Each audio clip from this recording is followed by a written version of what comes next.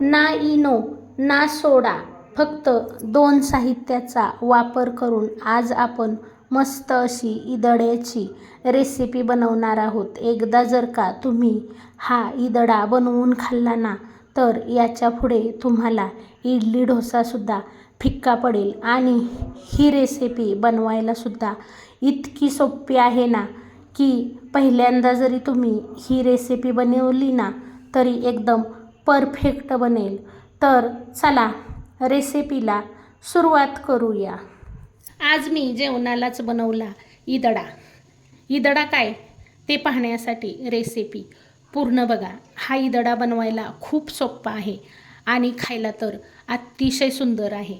आणि सध्या सगळ्यांच्याकडे गॅसचा खूप प्रॉब्लेम चालला आहे, त्यामुळे कमी गॅस वापरून अगदी झटपट हा ईदडा तयार होतो. आणि हा ईदडा चटणीसोबत खाल्ला ना तरी छान लागतो. याला सांबार बनवण्याची गरज लागत नाही. तर गॅसची बचत करा आणि खूप छान असा हा ईदडा पदार्थ खाऊन बघा. तर ईदडा बनवण्यासाठी इथं मी घेतले आहे 1 वाटी रेशनचे तांदूळ आणि अर्धी वाटी उडदाची डाळ. आता तांदूळ व डाळ 2 ते 3 पाण्याने चोळून स्वच्छ धुवून घ्यायचे आहेत. कारण याच्यावर पावडर असते, धूळ असते, ती धूळ निघून जावी म्हणून कमसे कम 2-3 पाण्याने तांदूळ धुवून घ्यायचे आहेत. त्यानंतर तांदूळ व डाळ बुडेल एवढं पाणी घालायचं आहे आणि झाकण ठेवून 5 ते 6 तासासाठी हे डाळ तांदूळ भिजण्यासाठी ठेवून द्यायचे आहेत. 5 ते 6 तासानंतर हे डाळ तांदूळ मिक्सरच्या भांड्यात थोडे थोडे घालून वाटून घ्यायचे आहेत.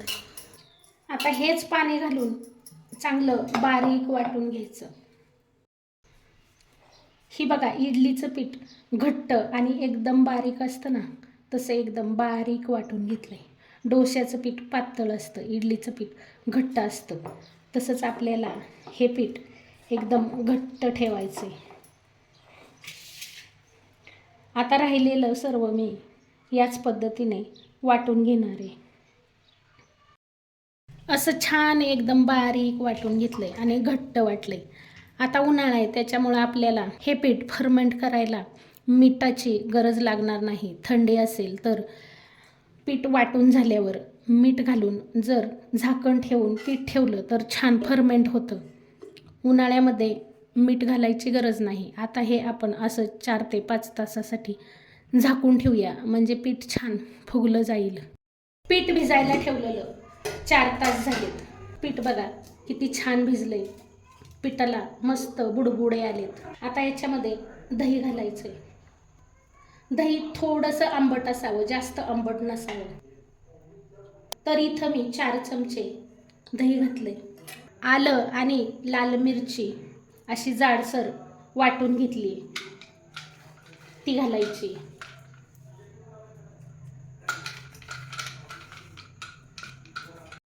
1 चमचा मीठ घालायचं आहे. आणि आता हे छान असं मस्त असं फेटून घ्यायचं. तर आज आपण बनवतोय गुजराती ईदडा. हा ईदडा खायला एवढा सुंदर लागतो ना, की तुम्ही एकदा जर का ईदडा बनवला ना, तर नेहमी असाच ईदडा बनवून खायला खूप टेस्टी लागतो. हे पीठ जास्त पातळ पण नाही ठेवायचं आणि जास्त घट्ट पण नाही ठेवायचं. जर जास्त पातळ ठेवलं ना, तर मग हा ईदडा शिजायला वेळ लागतो. आणि जास्त घट्ट ठेवलं ना, तर मग ईदडा छान मऊसूद जाळीदार होत नाही. 2-3 मिनिटे हे पीठ छान असं फेटून घेतलंय. आता आपण हे पीठ साईडला ठेवून देऊया आणि अजून एक तयारी करूया. 1 चमचा मिरं घेतलंय. आता हे मिरं आपल्याला जाडसर टेचायचंय. असं जाडसर टेचायचंय. त्यानंतर आता एका मोठ्या कढईत पाणी गरम करायला ठेवायचंय.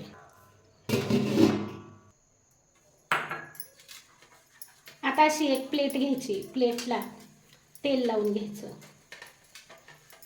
आणि आता हे पीठ घालून घ्यायचं.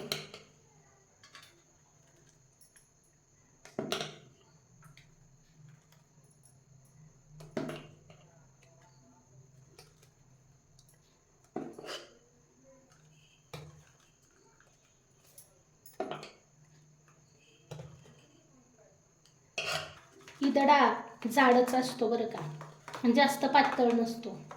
त्यानंतर आता याच्यावर जाडसर टेचून ठेवलेलं मिरं घालायचं.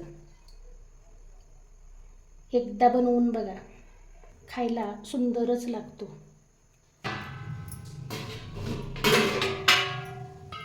पाण्याला चांगली उकळी आली की मग ही प्लेट ठेवून द्यायची आणि आता झाकण ठेवायचं आणि 7 ते 8 मिनिटे मीडियम गॅसवर हा इदडा शिजवून घ्यायचा. इदडा शिजत आहे तोपर्यंत आपण इदड्यावर खाण्यासाठी एक चटणी बनवूया. चटणी बनवण्यासाठी भरपूर कोथिंबीर, ओल्या खोबऱ्याचं काप, 2 हिरव्या मिरच्यांचे तुकडे, मुठभर शेंगदाणं, 10-12 कढीपत्त्याची पानं, 5-6 लसणाच्या पाकळ्या, चवीपुरतं मीठ. आणि आता सुरुवातीला पाणी न घालता आणि नंतर पाणी घालून ही चटणी चांगली बारीक वाटून घ्यायची. ही चटणी मस्त अशी बारीक वाटून घेतली. जेवढी चटणी बारीक वाटून घ्याल ना तेवढीच चटणी खायला सुंदर लागते. आता ही चटणी एका भांड्यामध्ये काढून घेऊया. आता चटणीला फोडणी देऊन घेऊया. 1 चमचाभर तेल घालूया. तेल कडकडीत गरम झालं की मोहरी घालायची, जिरं, थोडीशी हळद. आता गॅस बंद करूया. गॅस बंद करून फोडणीमध्ये 4-5 कढीपत्त्याची पानं घातली आणि फोडणी चटणीमध्ये घातली. फोडणी घालतानाचा व्हिडिओ मिस झाला बरं का, त्याबद्दल सॉरी. तर इथं आपली मस्त अशी चटणी तयार झाली. चटणी करेपर्यंत 7 ते 8 मिनिटे झाली आहेत आणि इथे बघा तुम्ही पाहू शकता मस्त असा आपला हा इदडा छान फुललाय. काय सुंदर दिसतोय हो.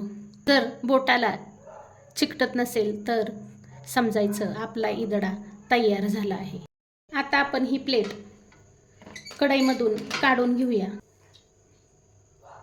काय सुंदर दिसतोय आणि वास तर खूप सुंदर येतोय. आता हा इदडा गरम असतानाच आपल्याला याच्यावर शेंगदाण्याचं तेल लावून घ्यायचंय. शेंगदाण्याचं तेल लावल्यामुळे इदडा खायला अतिशय सुंदर लागतो. आता याच्यावर बारीक कट केलेली कोथिंबीर घालायची. आता गरम गरम असतानाच हा इदडा आपल्याला कट करून घ्यायचा आहे.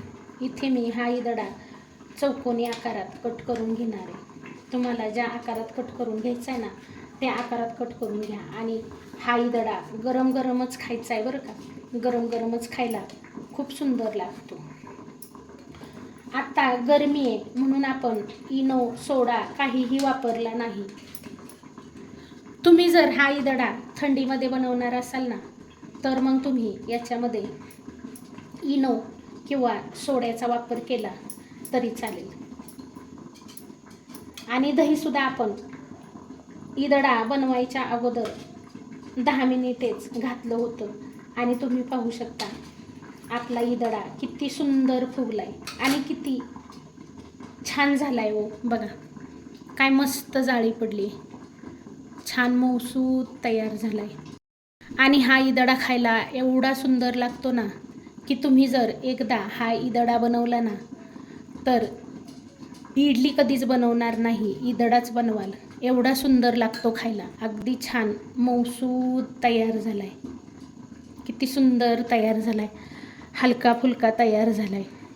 आणि गॅसची सुद्धा बचत होते. सध्या सगळीकडे गॅसचा प्रॉब्लेम आहे. तर आज मी हा इदडा जेवणालाच बनवलाय बरं का. अतिशय सुंदर लागतो आणि हा इदडा खाल्ल्यामुळे पोटसुद्धा पटकन भरतं. तर तुम्हाला माझी आजची रेसिपी कशी वाटली कमेंट करून सांगायला विसरू नका. रेसिपी आवडली असेल तर इतरांना शेअर करा. चॅनलला याआधी सबस्क्राईब केलं नसेल तर सबस्क्राईब करा, सपोर्ट करा, एक लाईक करायला विसरू नका. रेसिपी पाहिल्याबद्दल खूप खूप खूप धन्यवाद. पुन्हा भेटूया अशाच एका नवीन छानशा रेसिपीसोबत. तोपर्यंत बाय बाय.